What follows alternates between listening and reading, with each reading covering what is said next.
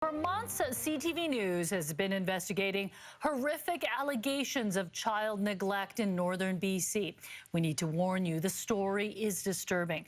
3 young Indigenous children are now in foster care, but relatives say their concerns for the children's safety were ignored for years. Here's CTV's Michelle Bernora with the heartbreaking consequences of a system failing BC's most vulnerable children. It's okay. At 4 years old, this little girl screams for hours. Don't hurt yourself. Don't hurt yourself. No, honey, no. She's afraid of people, afraid to go outside.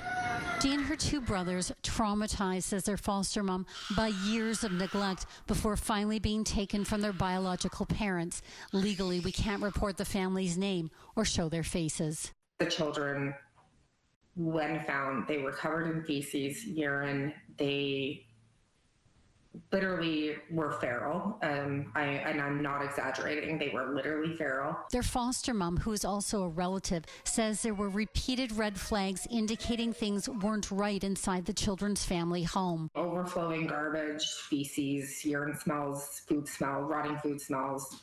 Fast food everywhere. Relatives say worry for the young Indigenous children led to at least 7 calls to social services and police. Every time I would pick them up, they would be dirty, they would be smelly.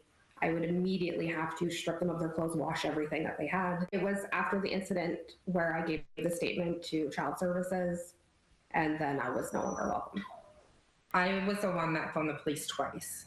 But other family members did, in fact, yes, call MCFD, and I had a couple times as well. Concerned relatives, one by one, cut off from the children, felt helpless. I know the oldest jumped out of a window naked and was running down a street and was found by police and taken back to the home. They could only assume social services was checking on the kids. Apparently, they were wrong. To my knowledge, no, they did not go and check on the children. That is something I learned out more recently. Last December, the siblings were finally removed after the biological mom herself contacted MCFD, saying she could no longer cope. It was only then that the relatives would come to learn just how extensive the neglect had been. Family members learned the children had been locked in their rooms daily, rarely allowed to leave, food brought to them a couple times a day. We put food in front of them and they stuck their faces down like dogs would eat out of a bowl or a dog dish. They are not verbal. We're not verbal at all. If anything, 1 to 2 words. No potty training whatsoever. Seeing them after they were taken into care was heartbreaking. It was disturbing. It was horrible. Especially when you called so many times. But I wasn't prepared to see them the way that they were.